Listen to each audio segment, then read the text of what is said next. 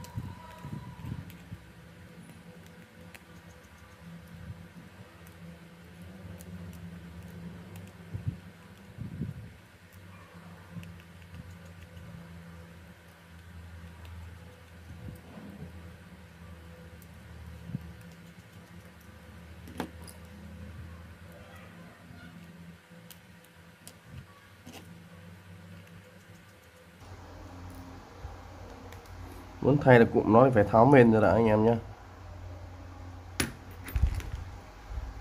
Tháo mền ra thì mới thay được.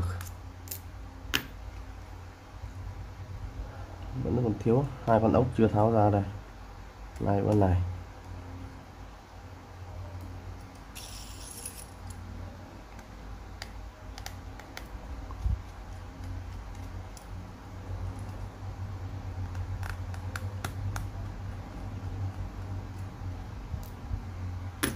Giờ sẽ nhấc mên ra.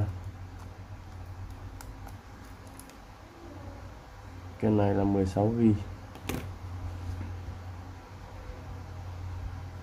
Giờ sẽ bóc cụm này bỏ anh em nhé. Cụm này hình như là cũng đã được tháo ra một lần rồi, nhưng cũng đã hỏng và đã thay rồi.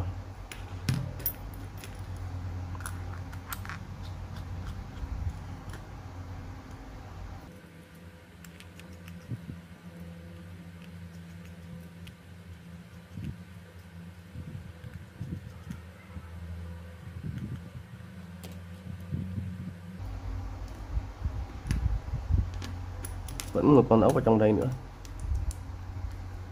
Đây, đúng cụm này là tháo ra rồi. Cụm này cũng là cụm thay thế thôi, không phải là cụm là zin gốc của nó. Cái này cũng là zin thôi nhưng không phải là cái nguyên bản của nó anh em nhé, đã được thay rồi.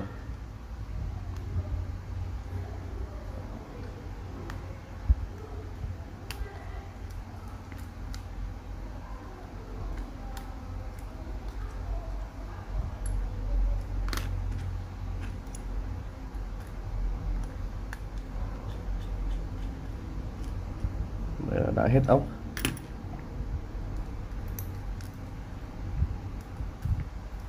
Cái này hỏng thì bỏ thôi. Rồi mình sẽ bóc ở máy khác sang,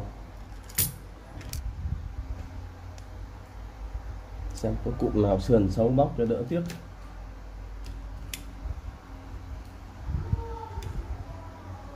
Cụm này sườn xấu đây anh em nhé. Đây, cụm này sườn rất xấu luôn, suốt keo ghét rồi.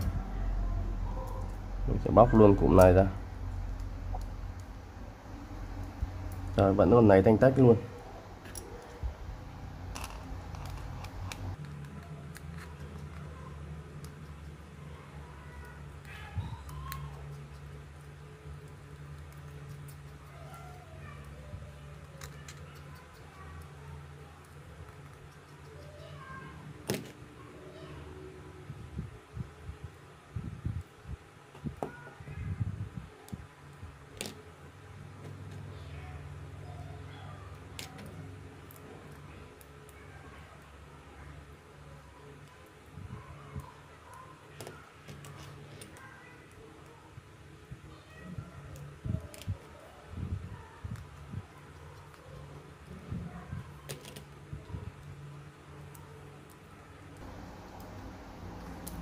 Rồi bóc ra luôn, sẽ thay sang.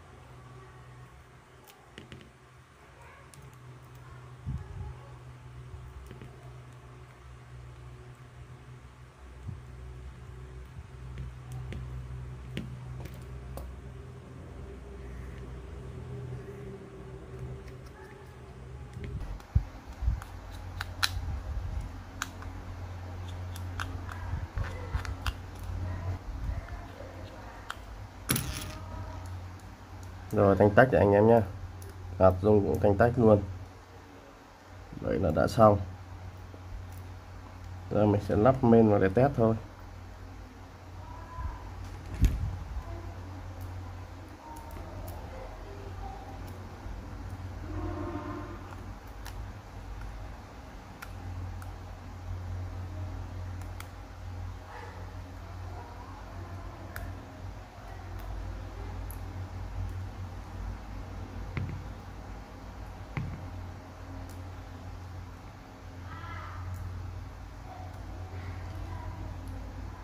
Mình chưa siết ốc nhá, để test xong có được không rồi mới siết ốc sau.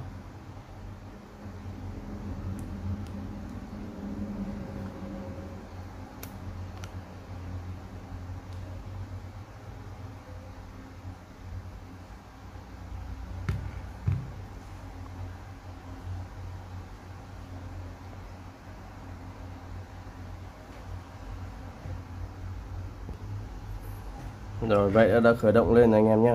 Đấy, có tiếng rồi. Đây, tăng giảm âm lượng bình thường anh em nhé, đúng là cụm nó hỏng luôn nhé, hạt rung ầm ầm luôn.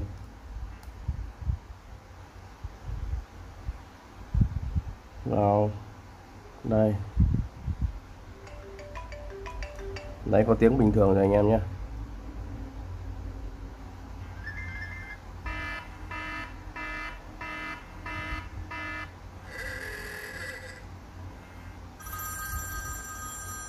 Vậy đã xong, bây giờ mình sẽ siết ốc lại, nhưng vẫn còn rung tiếp kìa. Giờ phải tắt nguồn để tháo pin đi.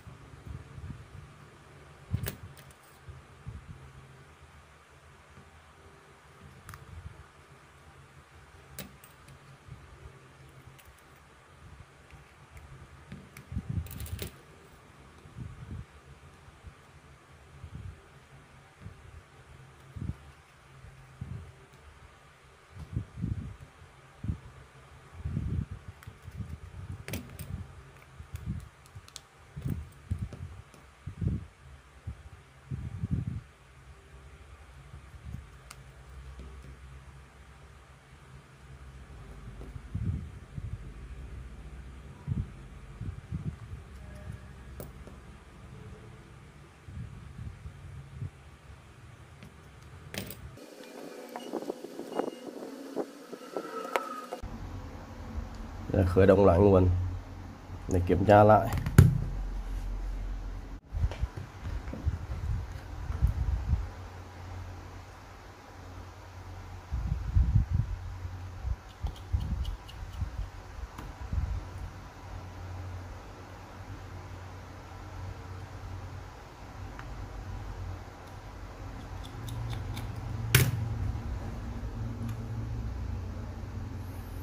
Anh em nếu mà bị cái exit mode đây thì anh em sẽ vào CDR này,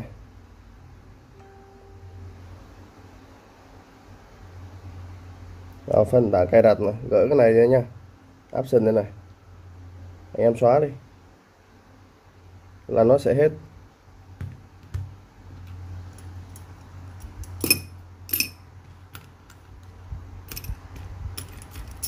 Rồi khởi động lại là xong.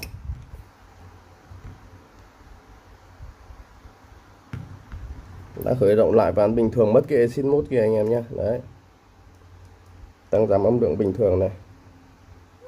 Đấy.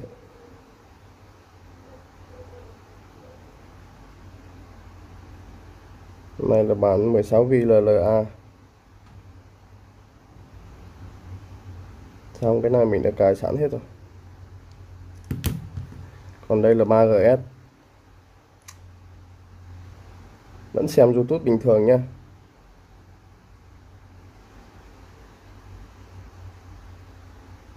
Tuy nó loát hơi chậm nhưng mà lúc vào là cũng ít khi bị lag lắm, vẫn xem bình thường.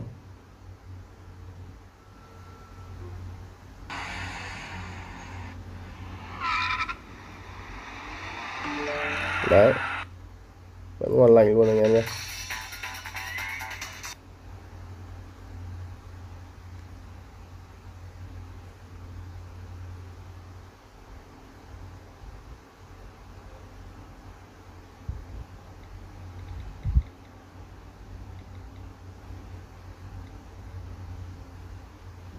Thời gian gần đây anh em đăng nhập CDA sẽ bị cái hiện tượng như này này. Đấy, nó như thế này. Anh em sẽ không làm được cái gì hết, cũng không cài được cái tuyết nào hết. Nó chỉ cái này thôi, thì anh em sẽ làm theo hướng dẫn của mình nhé.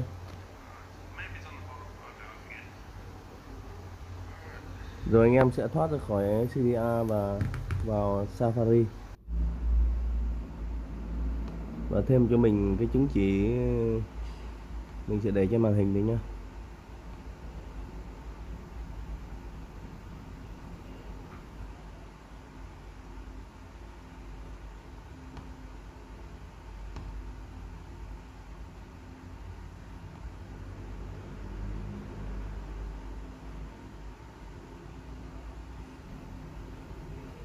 Rồi anh em sẽ vào cái dòng đầu tiên đây, chữ xanh đây, tích vào.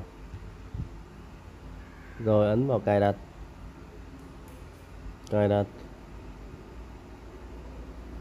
Ấn xong. Rồi thoát ra anh em nhé. Anh em vào CDA bình thường.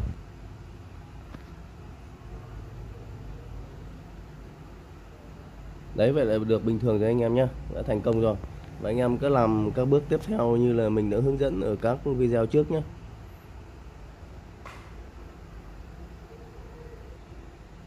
Rồi mình sẽ kết thúc video ở đây anh em nhé. Quá trình mà làm vướng mắc chỗ nào thì anh em có thể nhắn tin cho mình hoặc là để lại dưới phần bình luận. Nếu mình rảnh thì mình sẽ vào mình trả lời anh em nhé. Cảm ơn anh em đã xem video. Chào anh em.